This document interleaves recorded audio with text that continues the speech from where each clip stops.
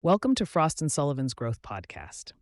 In each episode, we are taking a deeper look at transformative shifts shaping global ecosystems, from industry megatrends and technology innovation to evolving customer expectations.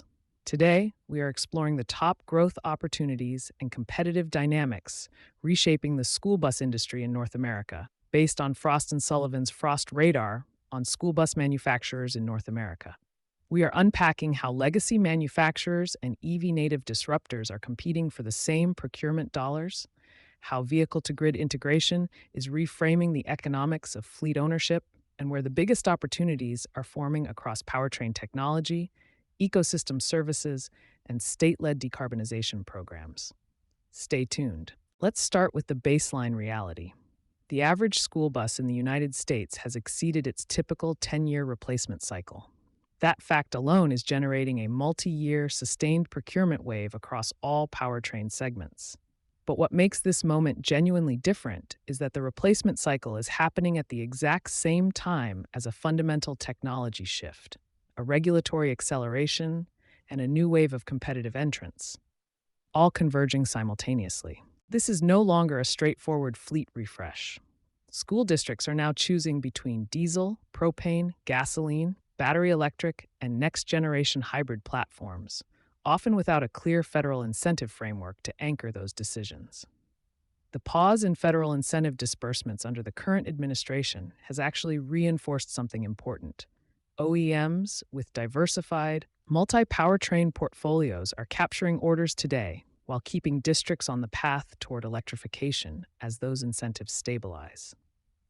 So the first question every manufacturer and supplier needs to be asking is, are you positioned across the full powertrain spectrum, or are you betting on a single technology in a procurement environment that is rewarding flexibility above all else? Three forces are actively rewriting how the school bus industry competes. The first is the rise of zero-emission mandates as a baseline expectation. States including California, New York, Colorado, and Maryland are running active funding programs, voucher schemes, and structured transition mandates. These are not distant policy goals. They are live procurement signals shaping what districts are requesting, evaluating, and budgeting for right now. Zero-emission school buses are accelerating the development of ecosystem-as-a-service models that bundle charging infrastructure, telematics, and maintenance into a single district engagement. The second is vehicle-to-grid integration, which is genuinely reframing the financial case for electric school buses.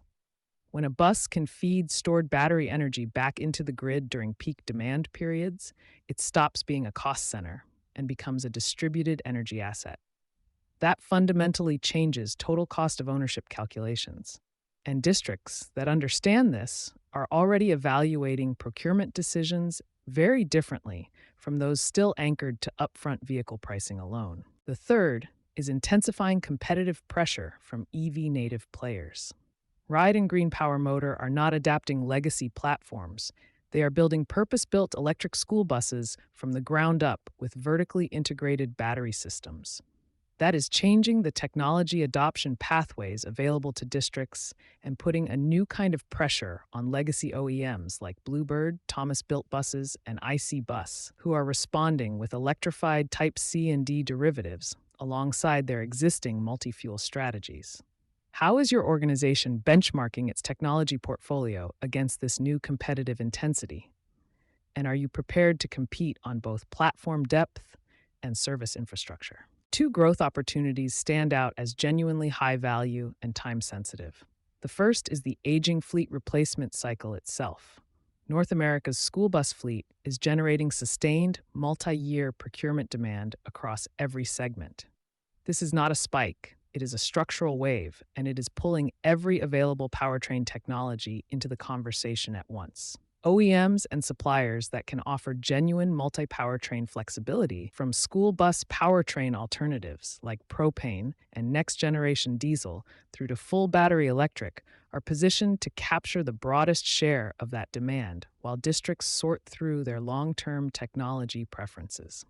The second is electric school bus ecosystem services. Zero-emission school buses are unlocking an entirely new revenue layer beyond the vehicle sale. Districts are not just buying buses, they are demanding bundled lifecycle support. Charging infrastructure, telematics platforms, driver training, grid integration services, and maintenance frameworks packaged together as a single engagement.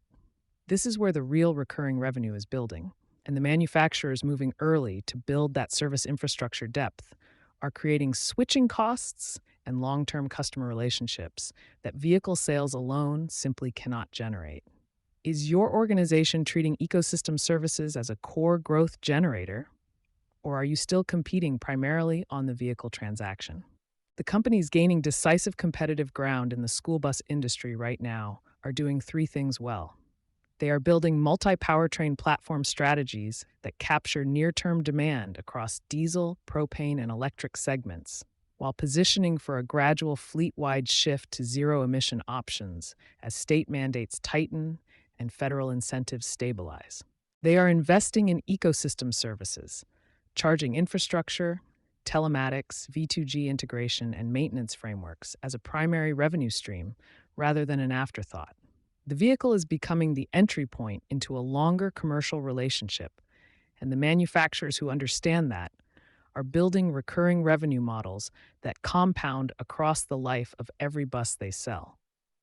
And they are communicating total cost of ownership with precision.